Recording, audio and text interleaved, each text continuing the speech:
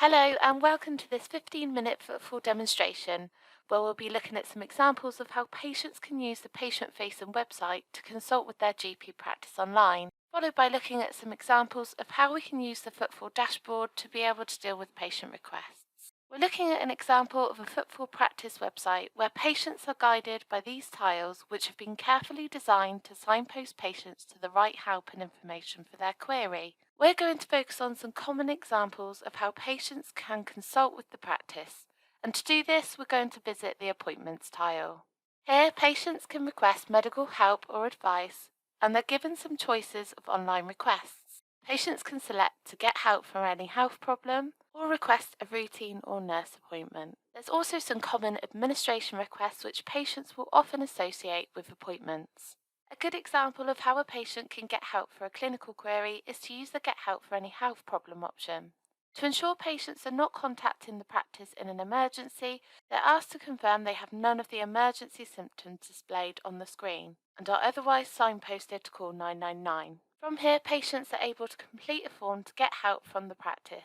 And like with other forms on the website, this can be completed by a patient or a proxy. The Get Help form has been developed with the ICE questions in mind. Patients are asked to give information regarding their problem, and there's some guidance around answering each of the questions. They're asked how long they've had the problem and what their ideas and concerns are. For continuity of care, the patient is asked if they have seen a specific clinician for this problem before.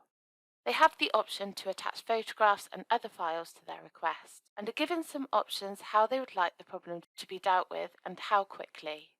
There are some terms and conditions that need to be accepted to confirm their problem is not an emergency before they are able to submit the request. We'll take a look at how this request is received on the dashboard and how this could be dealt with by the practice staff in a moment.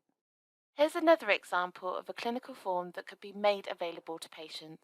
This particular form has some logic attached to the selections to signpost the patient to other means of help based on their form responses.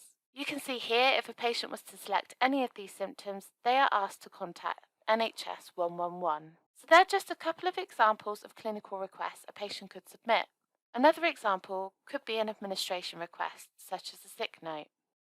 You can see the patients are guided through simple decision trees to find information specific to their query. In this example, I have been directed to a self-certification document, and I don't need to contact the practice. But if I were to say I had already had a sick note for my problem, I am asked to complete this online form to request an additional sick note.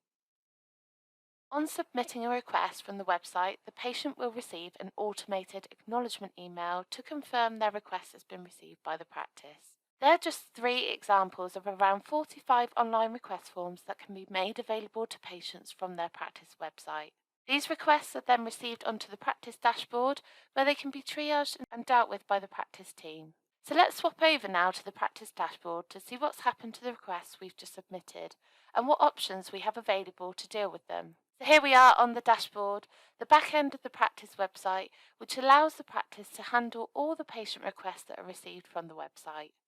Practice staff have their own login details to access the dashboard, and they will be assigned one of the 2 user types the dashboard has to offer. Most of the practice will be assigned a dashboard user role. Dashboard users are given the relevant access to be able to see and deal with the patient requests that they are responsible for, and they will also be able to see any requests that have been assigned to them to deal with from other users of the practice. The other role is the dashboard administrator, and these are members of staff who will be responsible for the overall administration and operation of the dashboard. They have a higher level of access to the dashboard to be able to see things like reporting and audit, as well as setting up users, customizing automated acknowledgement emails, adding clinical coding to patient forms, setting up performance indicators, and much more. Administrators will see all patient requests that are being received into the dashboard so that they have a complete picture of everything that is happening across the practice. I am logged in as an administrator so that we're able to see everything the dashboard has to offer. So let's move on to the home page and take a look at what we can see here.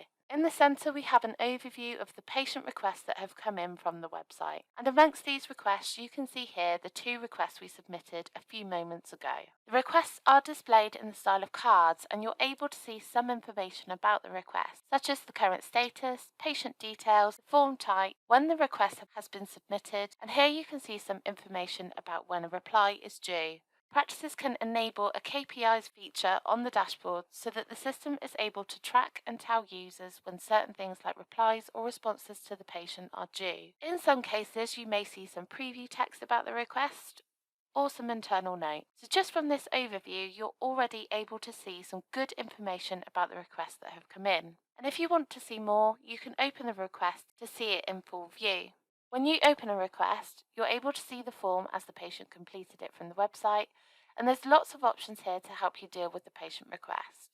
You're able to see the completed form, information on any previously submitted requests, and the patient's details that have been verified against the PDFs. At the top is the patient card. Similar to the cards we just saw on the home screen, when you have the request open like this, you're able to interact with the card using these drop-downs. You can change the status of the request from new into any of these statuses depending on the situation. New is the current status that we're in at the moment. If we moved into park, this is usually used for internal holding reasons.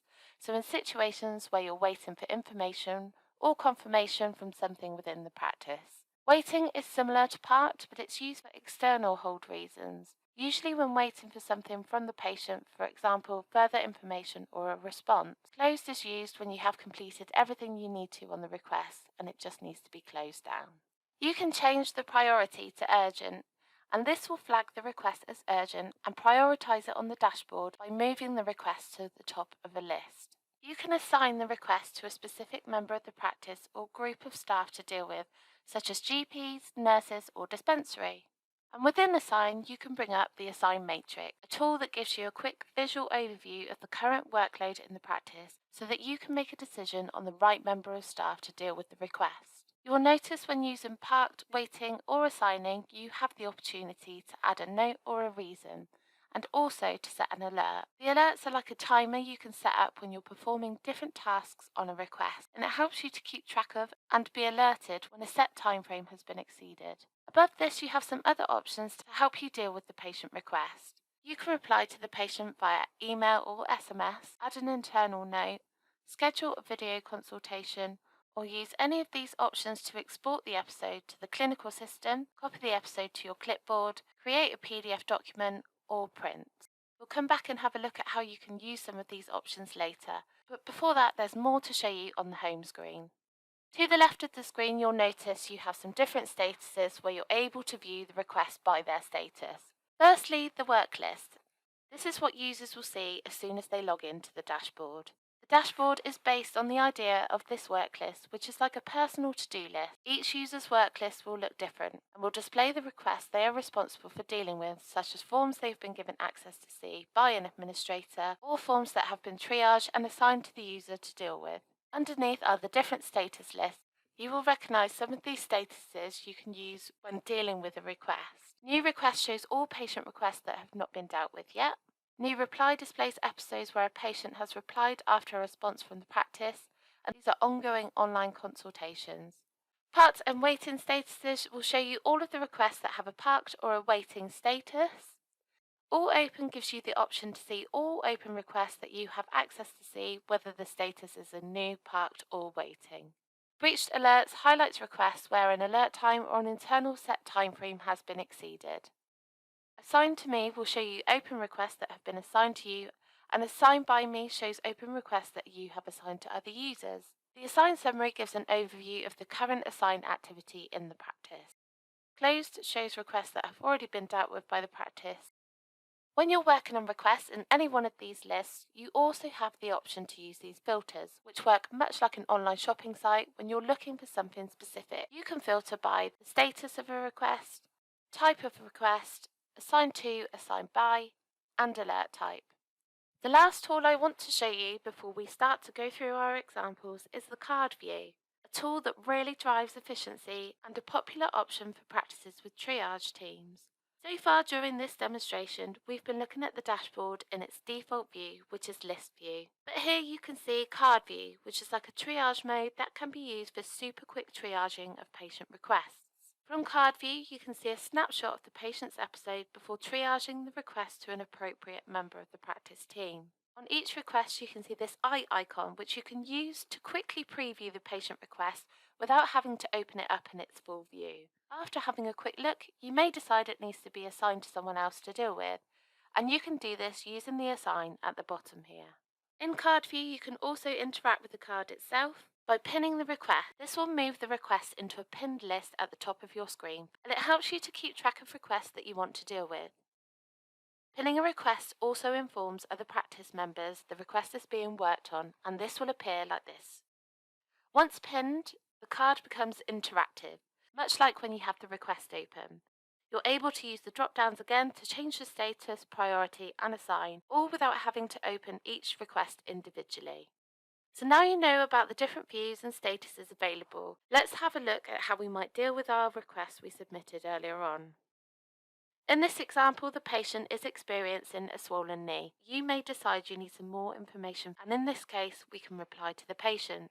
Here you can type a response to the patient to be either sent by SMS, email, or both. This option will automatically default to the selection the patient made on their form. But this can be overridden if, for example, the message is urgent. You might choose to select both so that the SMS is sent as well as an email. Within the reply window, there's the option to add a quick response. These are customized responses that could be set up by an administrator to make responding to patients quicker. Here's an example of how a quick response can be used.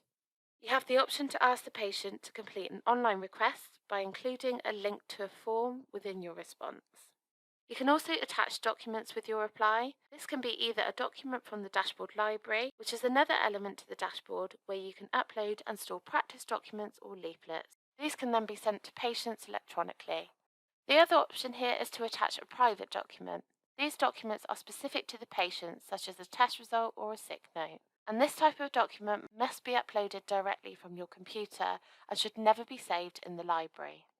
The dashboard permits two-way conversations, but we decide whether we want to allow the patient to be able to reply, whether we require a response, or would like to allow the patient to submit photographs or documents to the response. And here is another place that you can set an alert to notify you if the patient has not read or replied to your message. In this example, we just want to ask if the patient is able to join a video consultation with a clinician at 3 p.m. I'm allowing a response from a patient, and I'm going to require a reply and set an alert so we're notified if the patient hasn't read the response. Once sent, you can see this recorded in the episode here. We can schedule a video consultation. This is something that can be initiated either instantly or scheduled for a future date. This can be done from the episode itself here by completing the booking information or by using the video consultation option from the menu. Once this is done, a link is sent either by SMS or email to the patient to join the video call. The clinician can join the video call from the dashboard at the scheduled time, and the patient can use the email or SMS link to join the call from a device. Now let's say in our example, the video call has taken place, and now we want to record the episode into the clinical system. We can use this clinical system button to export the episode directly into the patient's records. But before we do this, we have the option to omit or add information, and this helps to make sure that only relevant information is exported to the clinical system.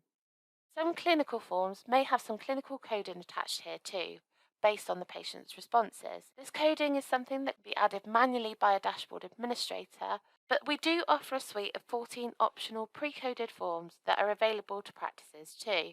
When we select Send to the clinical system, we will see confirmation that the episode has been sent and recorded on the patient's record. And if we go into EMIS now, we're able to see the episode in the patient's record. So we've looked at our first example. Let's go on to look at the sick note request. From a triage perspective, you could decide this request needs to be assigned to a doctor to deal with. And with any request, you may decide that there's some urgency to it and decide that it needs to be looked at as a priority. In this case, you can change the priority to urgent. This will attach the urgent flag to the request, and on the dashboard, it will also move the request to the top of a work list or status list so that it's looked at first. If you're assigning something urgent, it will appear at the top of the assignee's work list with the urgent flag, so the user is able to prioritize the request against others in their work list. Here is the clinician's dashboard that we've just assigned the request to. We can see they already have some requests assigned to them, but you can see the urgent request has appeared at the top. The clinician in this case could sign a sick note, scan it and send it back to the patient, all via the dashboard. So there's just a couple of examples of how requests can be dealt with. but practices have many other options available on the dashboard. But for now, that concludes this 15-minute demonstration of FootFall. Thank you for watching.